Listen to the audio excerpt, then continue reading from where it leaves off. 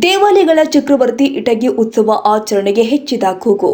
ಕೊಪ್ಪಳ ಜಿಲ್ಲೆಯ ಇತಿಹಾಸ ಪ್ರಸಿದ್ಧ ದೇವಾಲಯಗಳ ಚಕ್ರವರ್ತಿ ಅಂತ ಹೆಸರು ಪಡೆದಿರುವ ಇಟಗಿ ಮಹೇಶ್ವರ ದೇವಾಲಯ ರಾಷ್ಟ್ರೀಯ ಅಂತಾರಾಷ್ಟ್ರೀಯ ಮಟ್ಟದಲ್ಲಿ ಪ್ರಖ್ಯಾತಿ ಪಡೆದಿದೆ. ಸುಮಾರು 900 ವರ್ಷಗಳ ಇತಿಹಾಸ ಹೊಂದಿರುವ ಇಲ್ಲಿನ ಇಟಗಿ ಮಹೇಶ್ವರ ದೇವಸ್ಥಾನ ಭಾರತೀಯ ಇತಿಹಾಸ ಚರಿತ್ರೆಯಲ್ಲಿ ಅಚ್ಚಳಿಯದ ಸ್ಥಾನ ಪಡೆದಿದೆ. ಆದರೆ ಇಟಗಿಯ ಈ ವೈಭವವನ್ನು ಸಾರಲು ಸರ್ಕಾರವು ಕೂಡ ಪ್ರತಿ ವರ್ಷ ಇಟಗಿ ಉತ್ಸವವನ್ನು ತನ್ನದೇ ಉಸ್ತುವಾರಿಯಲ್ಲಿ ಆಚರಣೆಗೆ ಮುಂದಾಗಬೇಕು ಎಂಬ ಕೂಗು ಈಗ ಜಿಲ್ಲೆಯಾದ್ಯಂತ ಕೇಳಿ ಬರ್ತಾ ಇದೆ.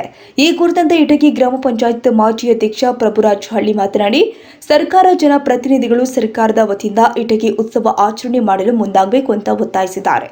ಕನ್ನಡ ಮತ್ತು ಸಂಸ್ಕೃತಿ ಇಲಾಖೆ ಮಂತ್ರಿ ಶಿವರಾಜ್ ತಂಗಡಗಿ ಅವರು ಕನಕಗಿರಿ ಉತ್ಸವ ಅದ್ದೂರಿ ಆಚರಣೆ ಮಾಡಿದ್ದಾರೆ.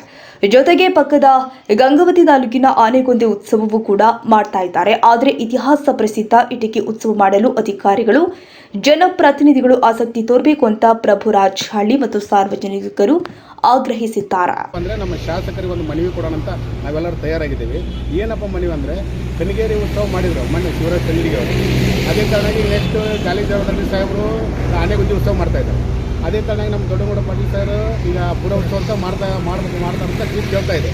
ನಮ್ಮ ಐತಿಹಾಸಿಕ ಮಹೇಶ್ವರ ದೇವಾಲಯ ಸುಮಾರು 900 ವರ್ಷಗಳ ಕಾಲದ್ದು ಹಳೆಯದು. ಅದು ಆಮೇಲೆ ವಿಶೇಷವಾಗಿ ಶಿವರಾತ್ರಿ ದಿವಸ ಶಿವನ ಕಿರಣಗಳು ನೇರವಾಗಿ ಶಿವರಾತ್ರಿ ದಿವಸ ಸುಮಾರು 1000 ಜನ ಭಕ್ತರು ಬರ್ತಾರೆ. ಅದಕ್ಕೋಸ್ಕರ ನಮ್ಮ ಈಗ ರಾಜ್ಯ ಸರ್ಕಾರದ CM ಹಣಕಾಸು ಸಚಿವರಂತ ರಾಯರೆಡ್ಡಿ ಸಾಹೇಬರಿಗೆ ನಮ್ಮ ಈ ಗ್ರಾಮದ ನಮ್ಮ ಪಂಚಾಯಿತಿ ಪರವಾಗಿ ಒಂದು ಮನವಿ ಏನಪ್ಪ ಅಂದರೆ, ಇದು ಗೌರ್ಮೆಂಟ್ ಉತ್ಸವವಾಗಿ ಆಚರಣೆ ಆಗಬೇಕು.